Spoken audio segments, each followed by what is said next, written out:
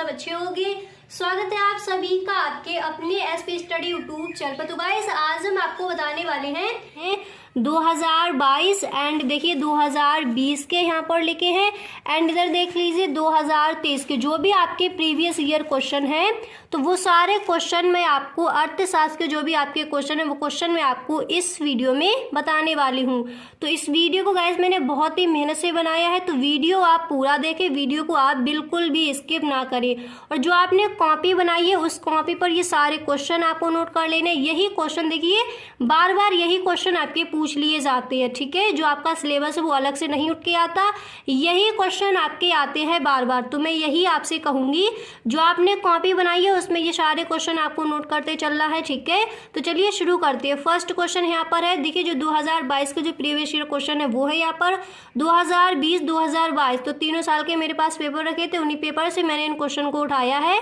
तो अच्छे से इन क्वेश्चन को आपको तैयार कर लेना है। तैयारी आपको इस तरह से करनी कि एक भी नंबर नहीं छूटना चाहिए, याद रखिए आप, ठीक है। इस चैनल से अगर आप पढ़ते हो तो आपको हर सब्जेक्ट में फुल मार्क्स दिलाकर ही रहूंगी।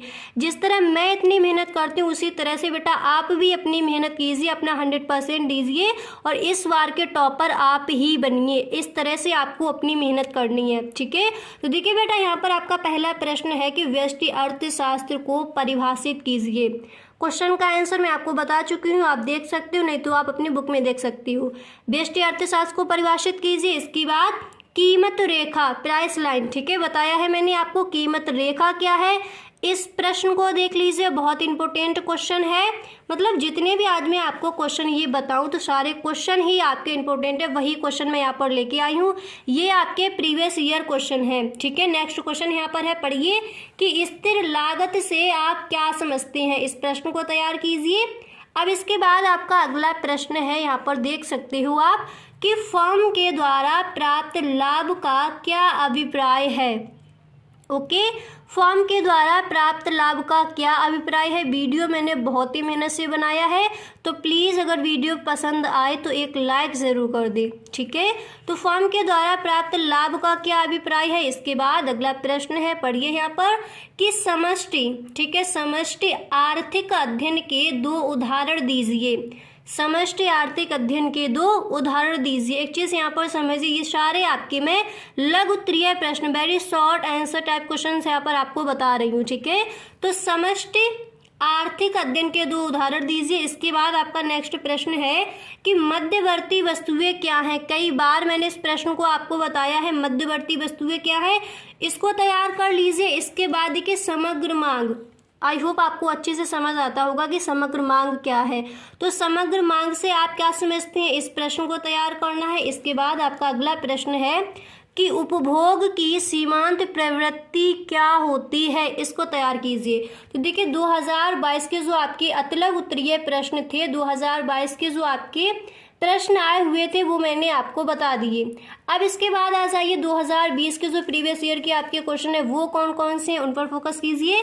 पहला प्रश्न है कि अनादिमान तटस्थता वक्र क्या है। 2020 के ये क्वेश्चन है, ठीक है। अनादिमान तटस्थता वक्र क्या है। देखिए 2021 में आपका एग्जाम नहीं हुआ था, नहीं तो उसके भी मैं आपको इंपॉर्टेंट जो क्वेश्चन है, प्रीवियस ईयर क्वेश्चन है, वो मैं आपको बता देती। ओके, तो देख लीजिए 2020 में कौन कौन से क्वेश्चन आए थे, तैयार कर लीजिए इनको कि अनादिमान तटस्थता वक्र क्या है। देखिए हर टॉपर इसी तरह से अपनी तैयारी करता है, तो उसी तरह से मैं आपको आपकी इकोनॉमिक्स की तैयारी करवा रही हूँ, ठीक है। तो इसी तरह से आप अपनी स्टडी में लगे रहिए, ओके बेटा। तो देखिए बजट रेखा को परिभाषित कीजिए, अनादिमान या फिर तटस्थता वक्र समझा आपने। इसके बाद नेक्स्ट आपको तैयार करना है कि बजट रेखा को परिभाषित कीजिए, इसको देखिए। इसके बाद आपका अगला प्रश्न यहाँ पर आता है कि काव्यडगलता उत्पादन फलन लिखिए, इसको तैयार करना है। उसके बाद आपका अगला प्रश्न यहाँ पर दिया गया है, आप देख सकते हो कि उत्पादन की स्थिर लागत से क्या तात्पर्य। कई बार क्वेश्चन का आंसर मैंने आपको बताया है, कई बार, ठीक है।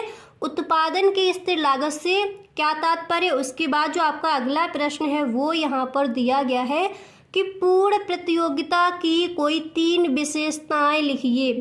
कोई 3 विशेषताएं आपको बतानी है, ठीक है। पूर्ण प्रतियोगिता की कोई 3 विशेषताएं हैं, तो विशेषताएं कौन कौन सी हैं उनको आपको याद करना है।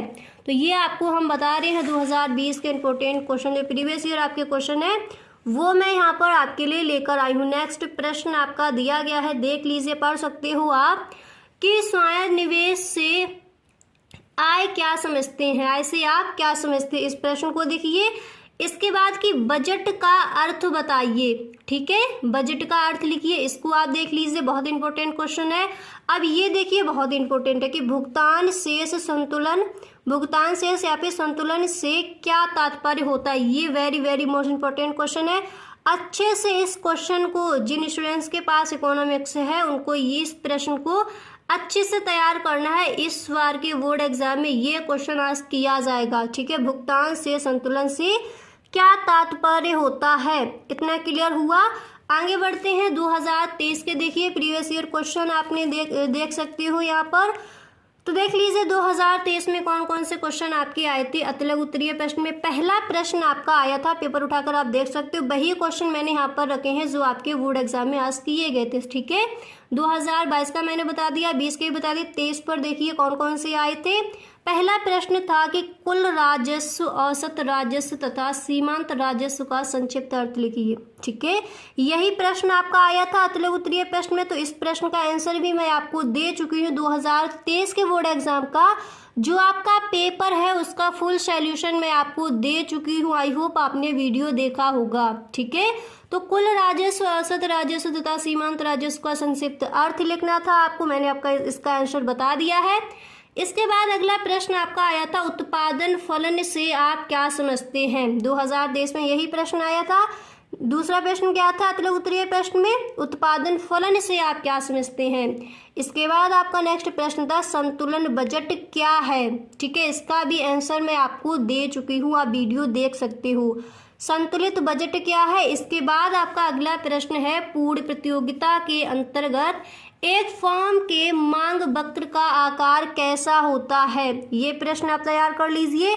इसके बाद आपका अगला प्रश्न है, यहाँ पर आप देख सकते हो कि पूर्ण प्रतियोगिताओं की विशेषताओं का वर्णन कीजिए। पूर्ण प्रतियोगिताओं की विशेषताओं का आपको वर्णन करना है। इसके बाद अगला प्रश्न आपका बेटा दिया गया है, भुगतान संतुलन से आप क्या समझते हैं, ठीक है। भुगतान संतुलन से आप क्या समझते। तो देखिए जो 2023 के बोर्ड एग्जाम का मैंने पेपर का आपको सॉल्यूशन दिया था, वहां पर मैंने आपको बताया कि भुगतान संतुलन से आप क्या समझते हैं। ये प्रश्न है तो इसका आंसर आप किस तरह से लिखोगे। एंड भुगतान शेष संतुलन से क्या तात्पर्य, अगर वो प्रश्न आपका आता है तो उसका आंसर आप किस तरह से लिखोगे, ठीक है। ये भी मैंने वहां पर आपको बताया है। इसके बाद अगला प्रश्न आप पढ़ सकते हो। यहाँ पर प्रश्न आपका दिया गया है कि अनधिमान वक्र को परिभाषित कीजिए। अनधिमान वक्र मानचित्र से आप क्या समझते हैं।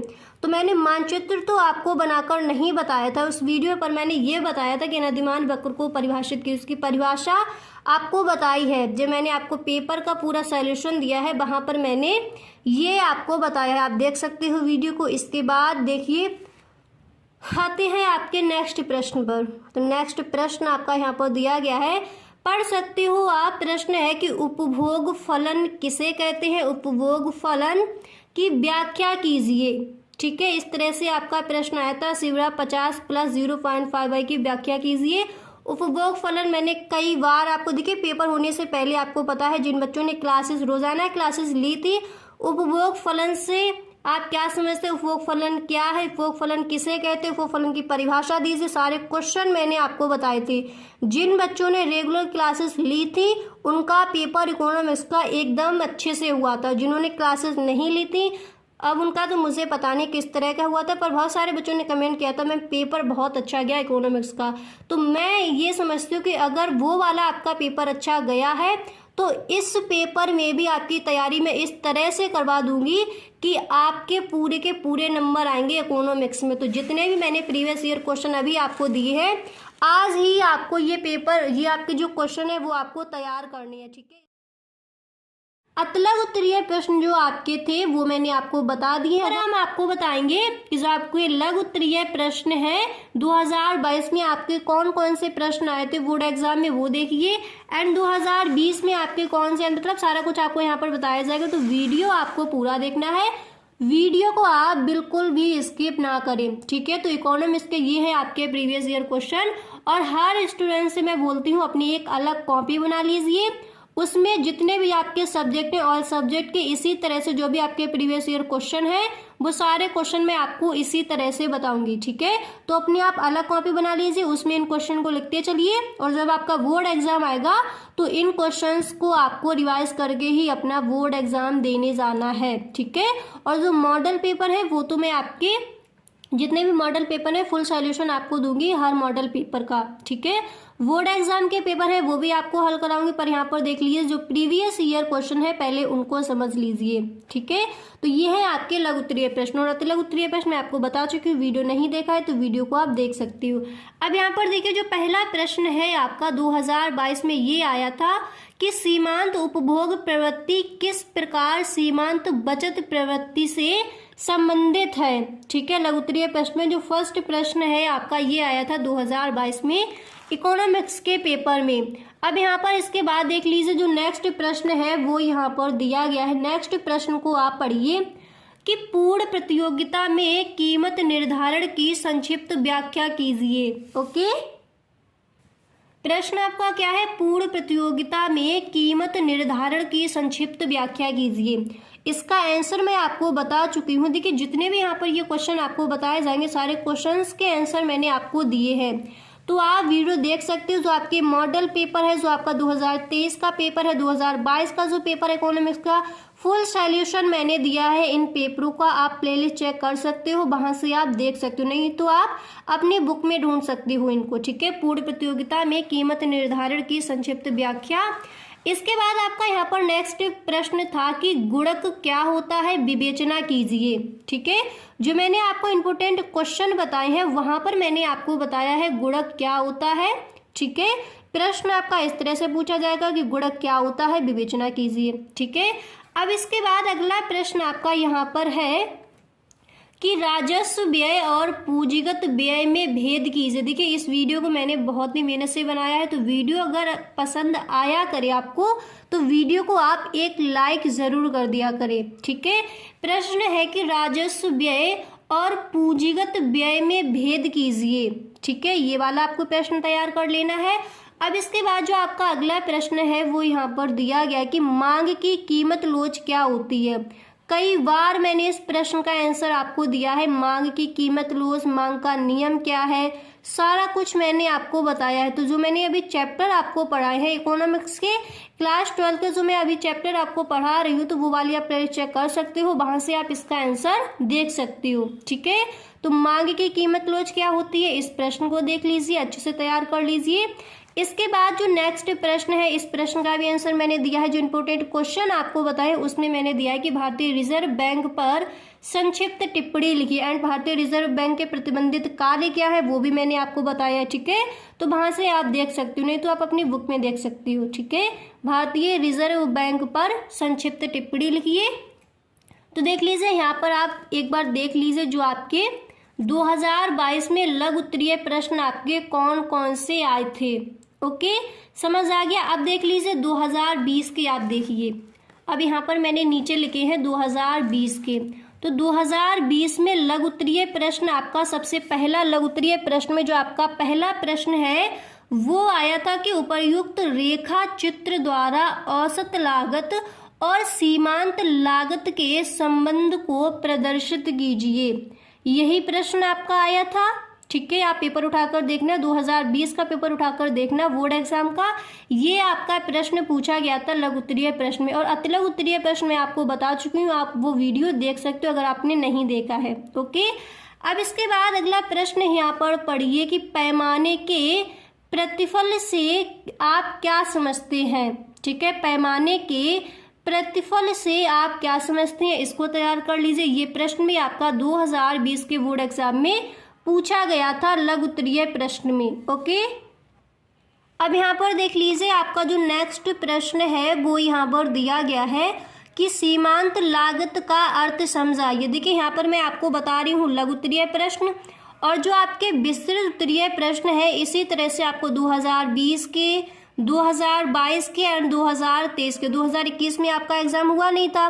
तो देखिए जिन तीनों सालों के जो आपके प्रीवियस ईयर क्वेश्चन है, जो आपके लॉन्ग क्वेश्चन है, जो आपके लॉन्ग क्वेश्चन आंसर, वो मैं आपको बताऊंगी नेक्स्ट वीडियो में। यहाँ पर आप देख लीजिए कि लघु उत्तरीय प्रश्न आपके कौन कौन से हैं। ठीक है, तो प्रश्न को पढ़िए दोबारा से। प्रश्न क्या है कि सीमांत लागत का अर्थ समझाइए। इस प्रश्न का भी आंसर मैंने आपको दिया है। जो देखिए जो इम्पोर्टेंट क्वेश्चन है इकोनॉमिक्स का इम्पोर्टेंट क्वेश्चन, वो आप वीडियोस देखिए। जितने भी यहाँ पर मैंने क्वेश्चन दिए हैं सारे क्वेश्चंस के आंसर आपको इन वीडियोस में मिल जाएंगे। ओके, अगर आपको अपनी कॉपी में ये नहीं मिल रहे हैं, बुक में भी आपको नहीं मिल रहे हैं, तो फिर आप इंपॉर्टेंट क्वेश्चन जो मैंने आपको बताए हैं इकोनॉमिक्स के, वहां से आप इन सारे प्रश्नों के आंसर देख सकते हो। ओके, तो प्रश्न दूसरा पढ़िए। नेक्स्ट प्रश्न पढ़िए। यहाँ पर प्रश्न आपका दिया गया है कि उपभोग की सीमांत प्रवृत्ति क्या है।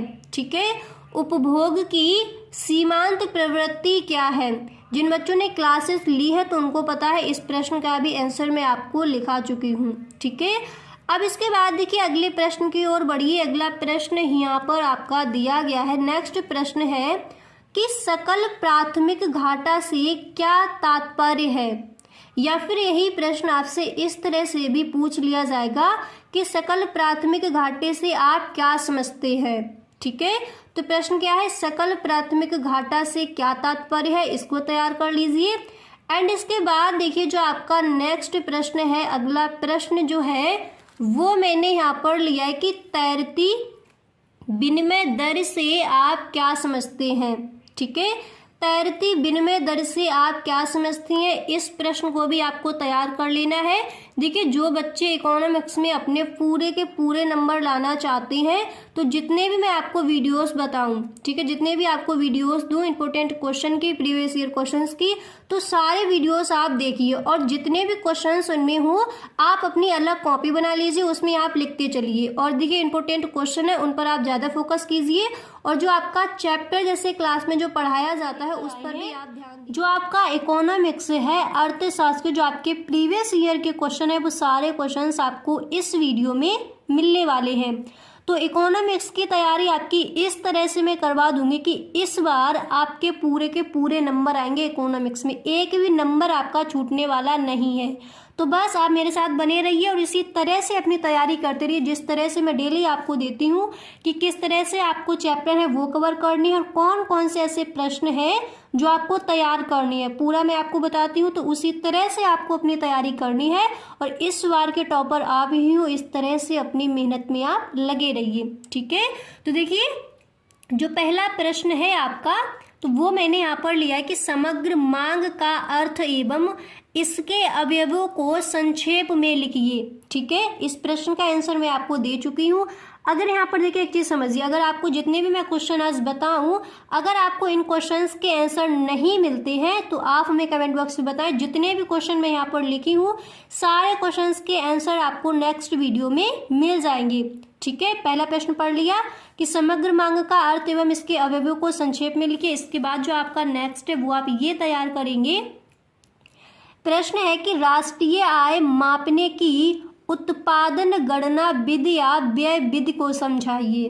ठीक है, राष्ट्रीय आय मापने की उत्पादन गणना विधि या व्यय विधि को समझाइए, इसको तैयार कीजिए।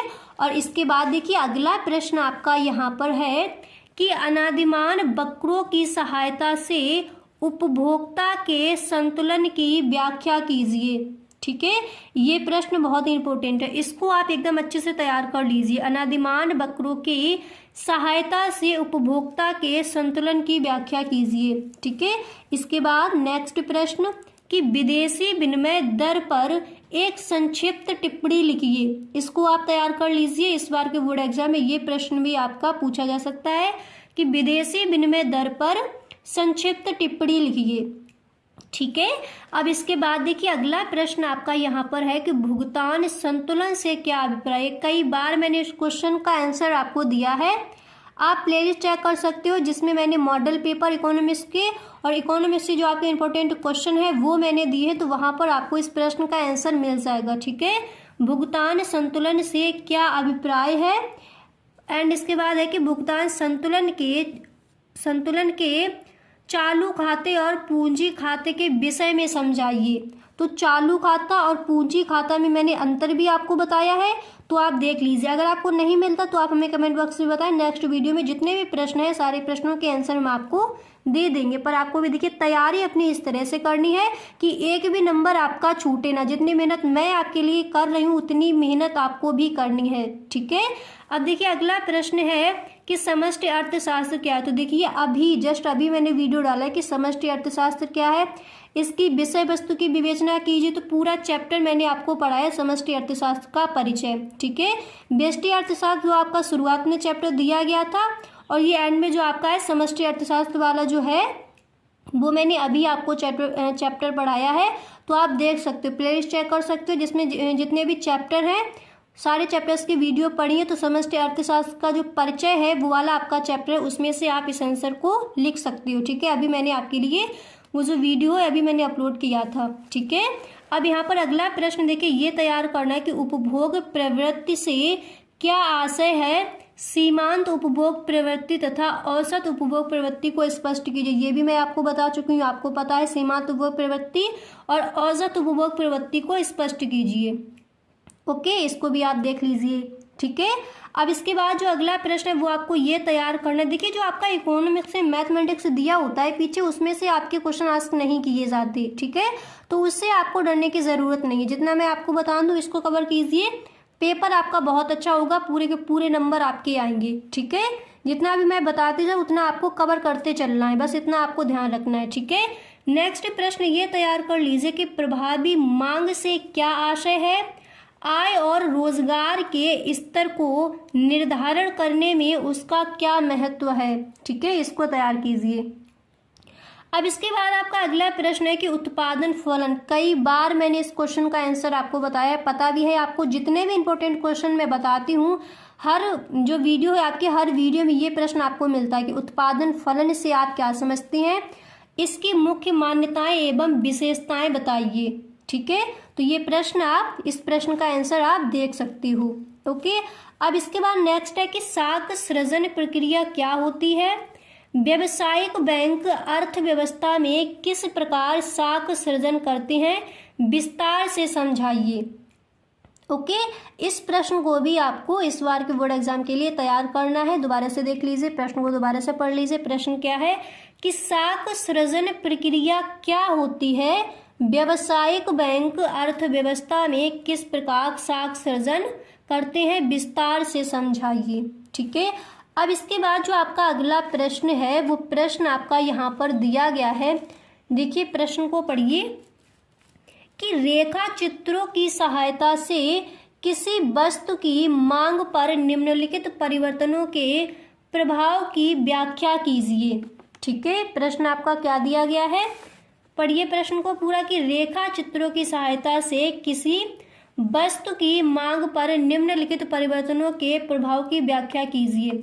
तो पूरक वस्तुओं की कीमत में वृद्धि और प्रतिस्थापन वस्तु की कीमत में वृद्धि, ये आपको विस्तार में इसकी व्याख्या करनी है, ठीक है। अब इसके बाद देखिए जो अगला प्रश्न है वो मैंने यहाँ पर लिया है। नेक्स्ट प्रश्न आपका यहाँ पर दिया गया है कि वस्तु की मांग को प्रभावित करने वाले प्रमुख कारणों का वर्णन कीजिए। कारक यानी कारक, बात एक ही है यहाँ पर, ठीक है। वस्तु की मांग को प्रभावित करने वाले प्रमुख कारक का वर्णन कीजिए। तो ये प्रश्न भी मैंने आपको बताया है, ठीक है। जिन बच्चों ने सारी क्लासेस ली हैं तो उनको पता है। इन प्रश्नों के आंसर मैं आपको दे चुकी हूँ। नेक्स्ट प्रश्न है कि पूर्ण प्रतिस्पर्धा क्या है। पूर्ण प्रतिस्पर्धा में कीमत का निर्धारण कैसे होता है तथा इसकी विशेषताएं लिखिए, ओके। इस प्रश्न को आप तैयार कर लीजिए, ठीक है।